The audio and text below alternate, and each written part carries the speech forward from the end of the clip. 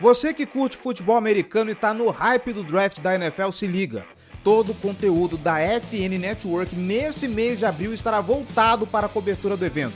São mais de 20 criadores de conteúdo dedicados a falar de prospectos e expectativas em podcast, vídeo, lives, rede social e tudo mais. Quer saber quem o seu time vai recrutar? Quer saber se o rival vai pegar aquele seu jogador favorito? Então nos acompanhe e não perca nada. Acesse somosfnn.com.br e encontre todos os perfis de NFL. Vambora! Esse podcast faz parte do site Fambonanet. Acesse fambonanet.com.br.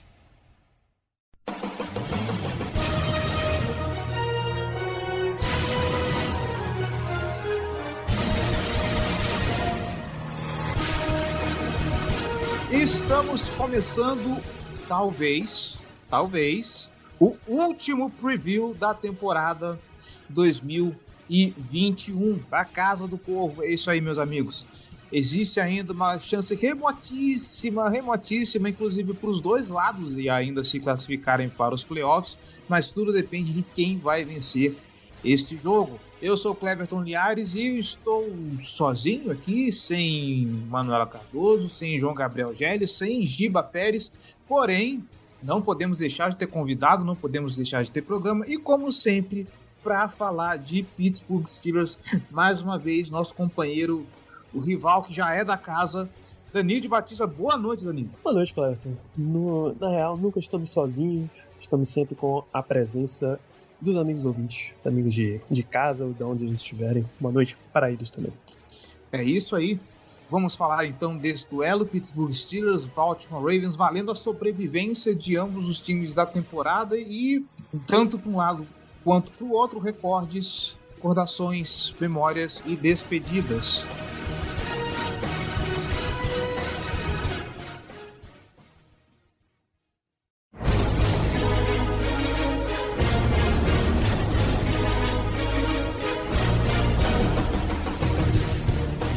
Danilo, vamos começar então com as despedidas. Esse, obviamente, se não aconteceu o alinhamento dos astros que precisa tanto para Baltimore quanto para Pittsburgh, esse é, pelo que a gente entende, o último rodeio de Ben Roethlisberger no Pittsburgh Steelers, o jogador que já declarou que vai se aposentar para a temporada que vem.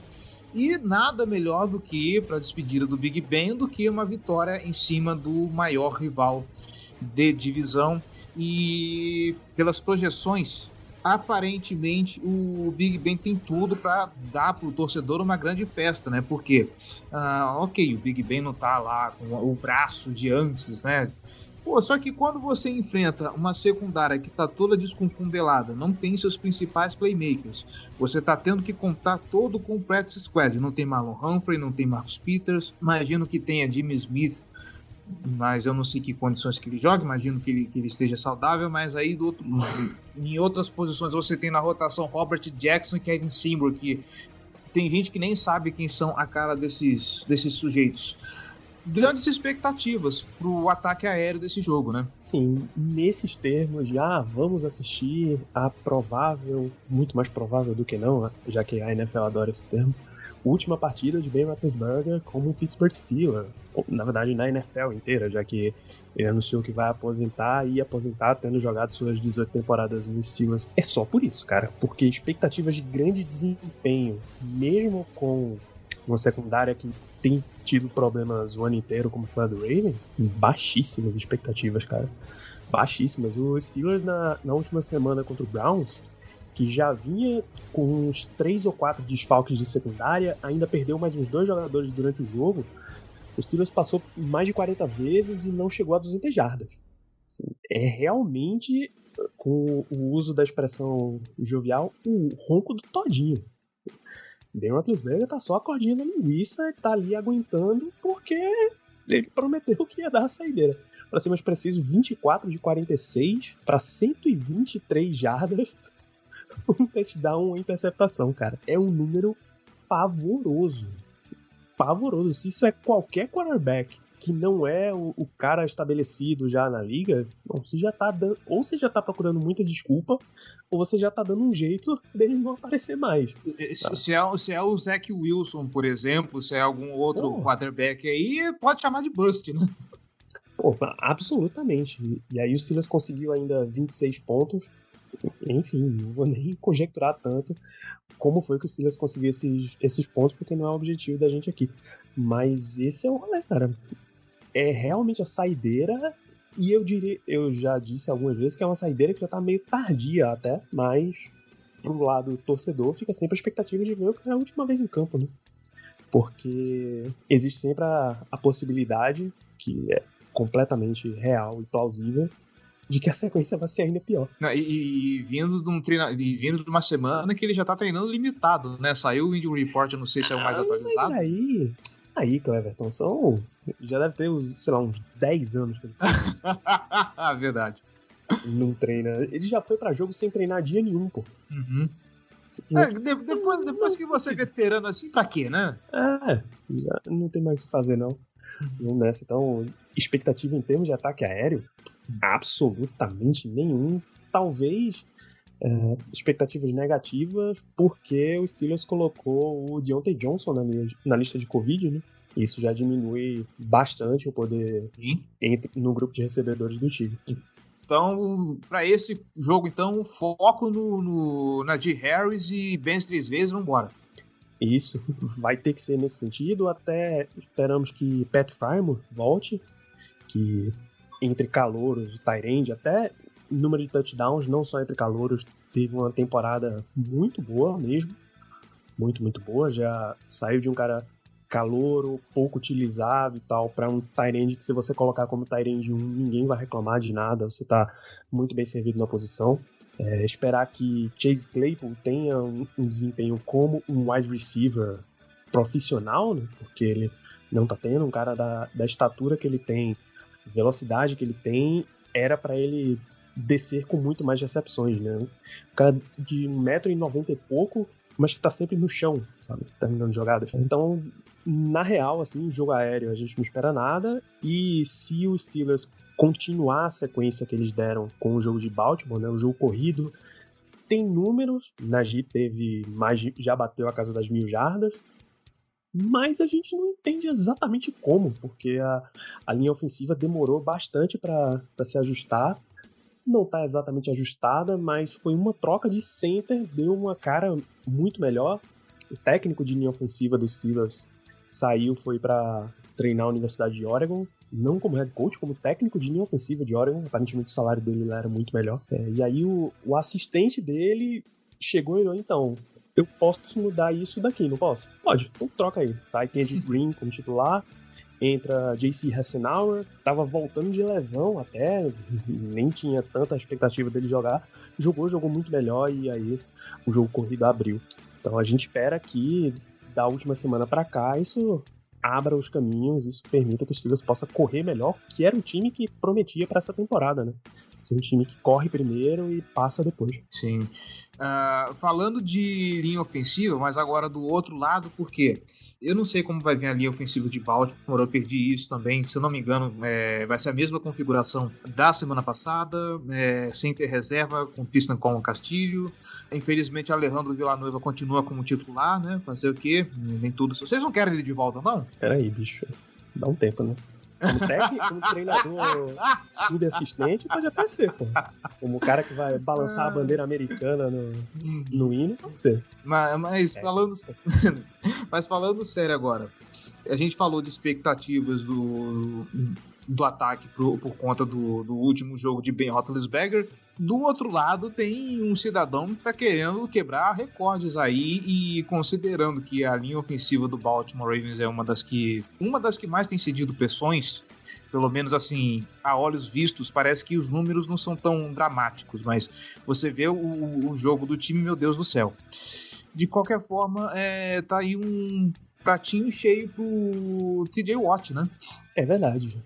O Browns teve muito problema porque era TJ Watt contra um tackle calouro O próprio Baker Mayfield saiu reclamando nessa semana de que o time não ajustou para proteger ele nesse sentido, mas também não foi só TJ Watt. Baker saiu com 9 sacks em cima dele, que é muita coisa, cara. É muita coisa. Até confrontos de jogadores que estavam contra os titulares da linha de Baltimore, de Cleveland, que é uma linha boa, tiveram uma noite muito feliz.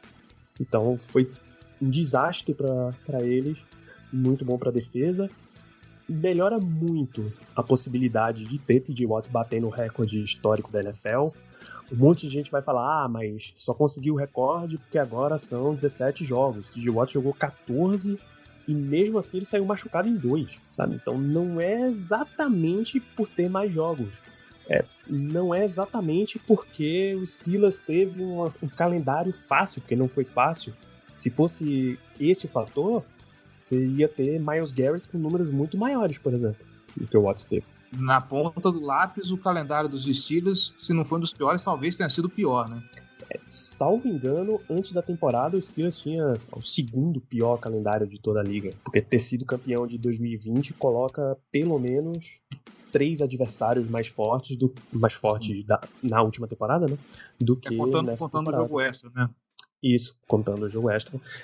A gente não esperava, claro, que Seattle, por exemplo, fosse ter a diferença que foi para Los Angeles, né? Nesse confronto interconferência. Mas, enfim, a base dos calendários para Steelers estava mais difícil. E o Watt provou um jogo sim, o outro também, numa sequência incrível, de que ele tá num ritmo alucinante. E aí já são 21 sacks e meio para essa temporada. O recorde da liga é do Michael Strahan, ex-Giants, com 22,5, mais um, o Watt empata, mais 1,5 ele passa. É uma expectativa de que o Steelers não só trabalhe em prol da vitória, mas trabalhe também para garantir esse recorde, né? Principalmente porque não é aquele tipo de recorde, sei lá, Russell Westbrook buscando recorde de triplo-duplo, brigando com os caras para ter rebote. É um recorde que efetivamente beneficia teu time, né? Ninguém vai ficar fazendo uma cabaninha assim ao redor do Tyler Huntley ou do Lamar Jackson. Não, vem, Watt, vem, vamos fazer um sec. Ele consegue sacks porque ele consegue sacks. E nesse caso tá fácil porque é o QB reserva, né? Não é alguém tão veloz, tão atlético contra o Lamar Jackson. Só para atualizar vocês, o Lamar Jackson não treinou de novo. Parece que vai ficar 2 meses fora. Eu perdi o tweet que explicava o problema que ele tem, mas enfim, aparentemente só agora em setembro. Entorse, é um high ankle sprain, que é uma entorse no tornozelo. Não, ele teve um segundo, parece que teve algo pior, cara. É que a high ankle sprain é o que tá listado, por exemplo, no site dos Steelers como o injury report do Ravens. Sabe? Então, certamente essa é a razão oficial que eles estão dando. Aqui, ó, edema ósseo, que é o que ele teve no tornozelo. Então, é para além da torção. Ele acabou adquirindo isso. Então, assim, mesmo que vá para os playoffs, desculpa a gente só na próxima temporada, só em setembro. Boa recuperação, Lamar Jackson. No outro jogo entre Steelers e Ravens, Lamar foi sacado 7 vezes. Dentre esses, 3 sacks e meio para TJ Watt, mais 2,5 para Chris Wormley e o jogo da vingança. Então foi um negócio bem pesado até. Pois é. Nesse caso, eu imagino que o TJ Watt tem uma vida um pouquinho mais difícil, assim, mas assim, quando a gente fala de TJ Watt, assim, um difícil, assim, mais difícil, praticamente um pelinho de cabelo, né? Porque nesse jogo da semana 13, se eu não me engano, a linha estava bem pior, uma outra configuração. Ainda falando da defesa de vocês, do nosso lado aqui, existe uma expectativa que é o recorde do Mark Andrews, né? De quebrar as milhadas, eu não lembro quanto que tá essa conta, se tornar o principal recebedor do time. Inclusive, teve até uma brincadeirinha entre o Black Yellow BR e o B Ravens Bar no Twitter que eu perdi. O Steelers abre para garantir as jardas para Mark Andrews e o Ravens abre para o sexo do TJ Watt. Eu acho justíssimo. Eu acho justo, mas ainda assim eu quero entender como que vem essa defesa para saber se existe uma possibilidade do Mark Andrews fazer isso. Absolutamente tem. Geralmente, marcação de tight end na liga. Você faz com linebackers, você tenta colocar safety ali em cima quando dá, mas em geral é um linebacker contra um tight end isso é sempre um mismatch, né? E não só pro Lamar, mas também pro Tyler Huntley, Mark Andrews é um alvo excelente. É coisa de melhor amigo do quarterback mesmo.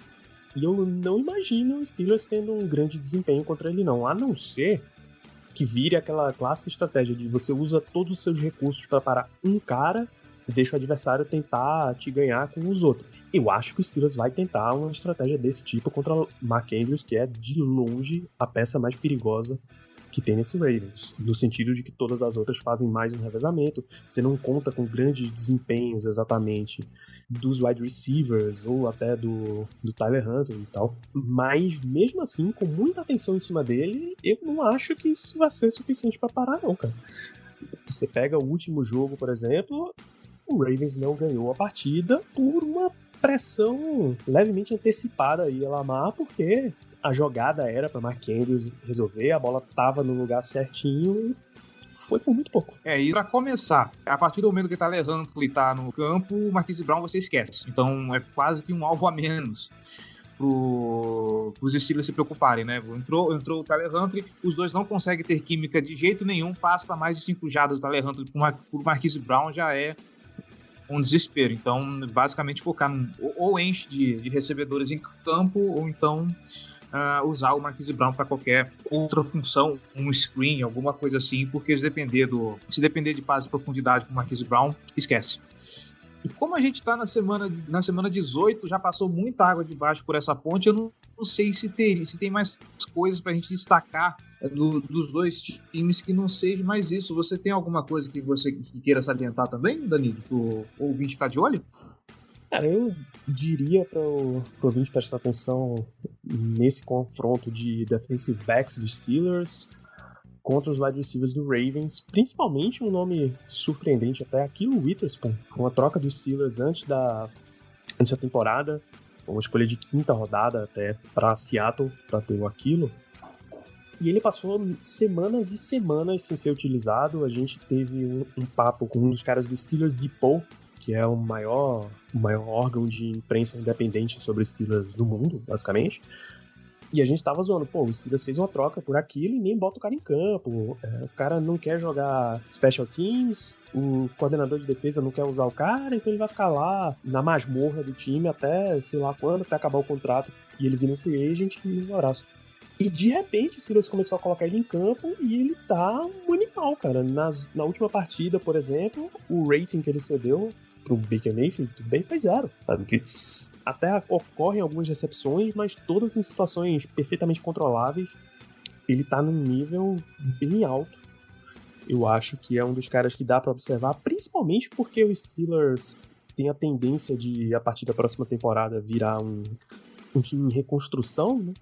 E aí você pega um jogador até mais jovem e dá uma investida nele aí, o Steelers pode começar a ver o que é que tem nesse time ainda que dá pra tentar reaproveitar pra aí começar adicionando peças. Aí o Steelers fez uma troca, deu uma escolha de 5ª rodada pra Seattle por ele e deixou na masmorra. Assim, não usava o cara, ficou trancafiado lá, não queria jogar special teams, não queria jogar de defesa. Quer dizer, o coordenador defensivo não queria usar ele, e aí de repente eles colocam em campo e, sei lá, da semana 12 pra cá, tem órgãos de análise avançada que colocam o cara como jogador defensivo do mês, assim, da liga, sabe?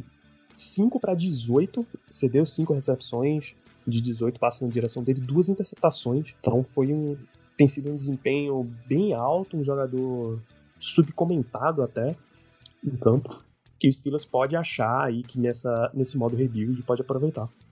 Eu fico imaginando a cara do Mike Tomlin depois que ele começa a jogar, olhando pra ele, e não é que o cara é bom mesmo, gente? Né? Porque jeitão dele... Eu te disse. Eu imagino o Mike Tomlin com aquele jeitinho assim, com as mãos na cintura, olhando o treinamento. Caramba, o cara é bom mesmo, gente, olha só. Ai. Surpreendente. E aí, até pra dar um pro lado do Ravens, né? O Steelers passou semanas e semanas sendo a pior defesa contra o jogo corrido de toda a liga. O Ravens tinha esse papel muito mais centrado no Lamar, claro, mas era um time calcado bem forte em corrida.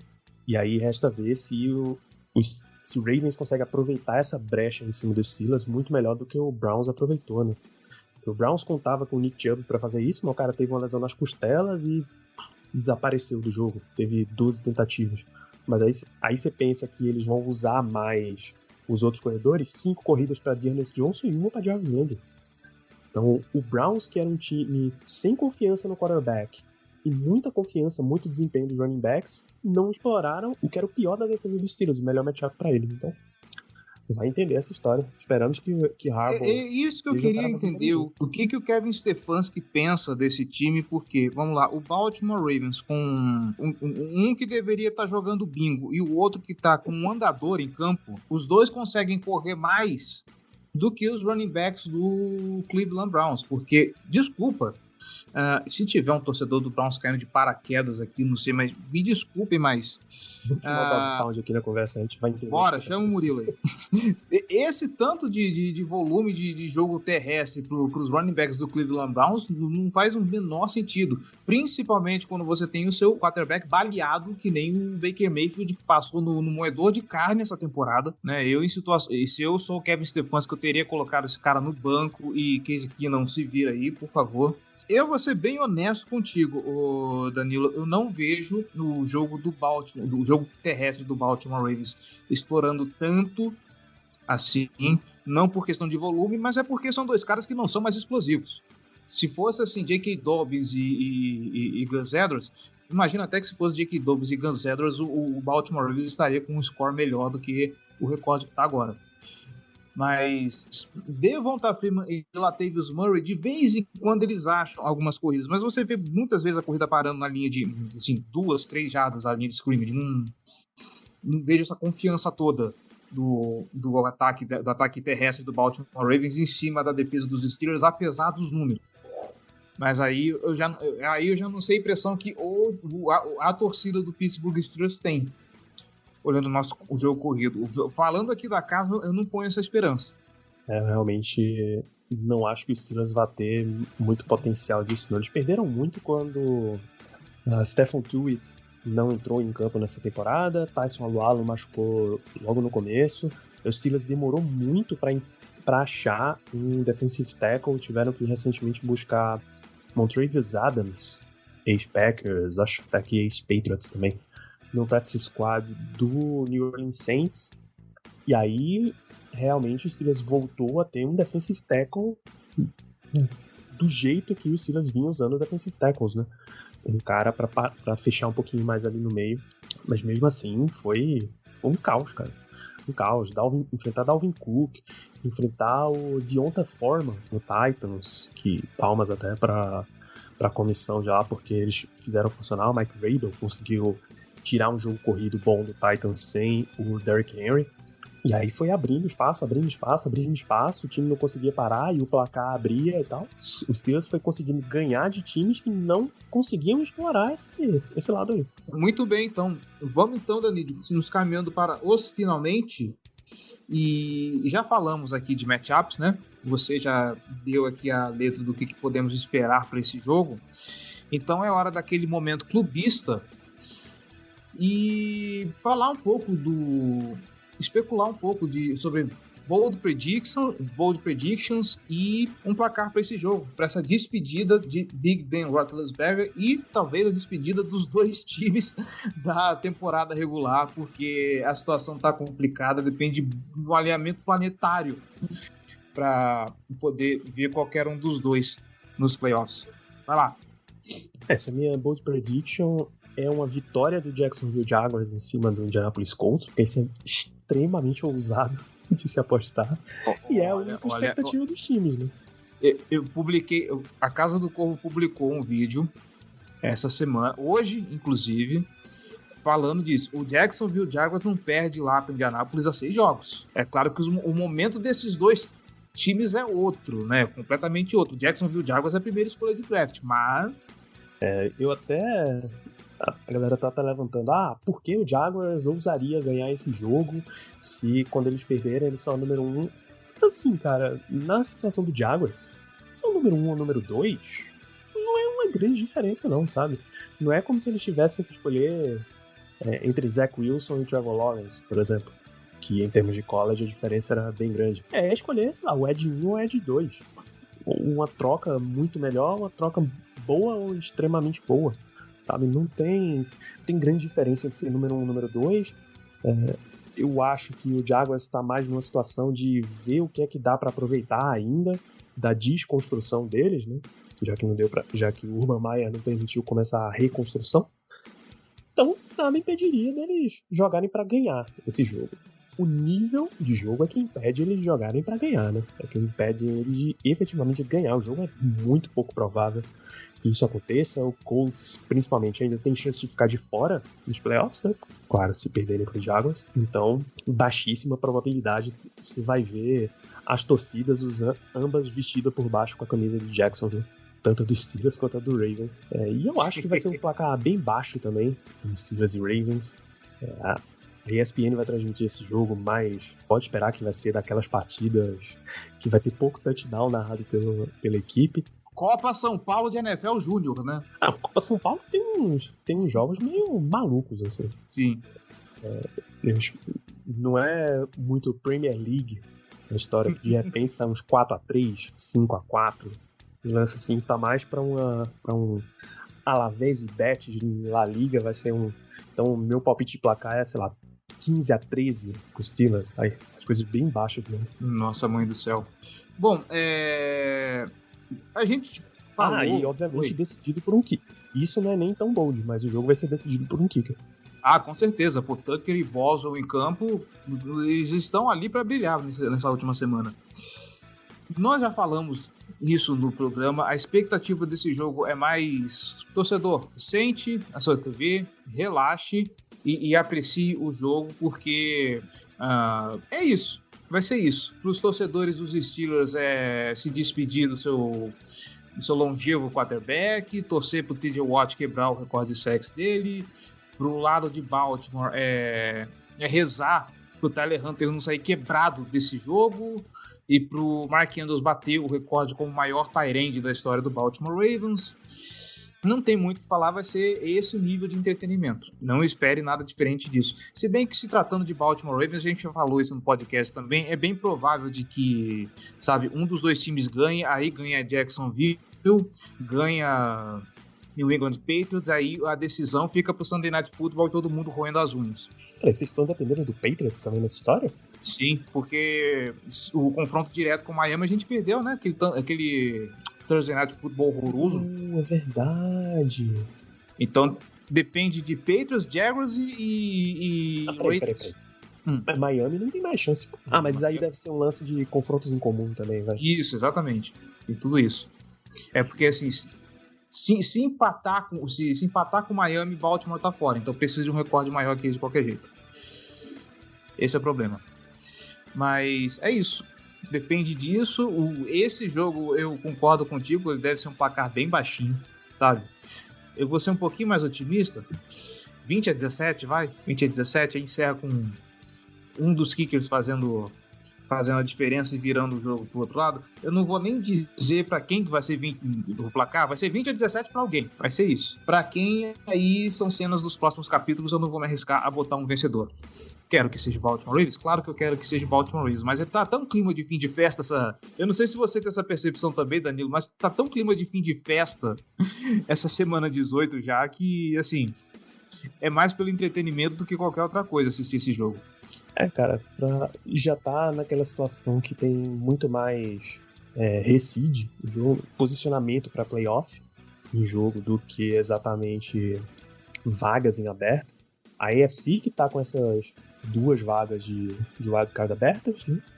E a NFC acho que já não tem mais nenhuma. Já tá... tem. São Francisco acho que não tá classificado para playoff.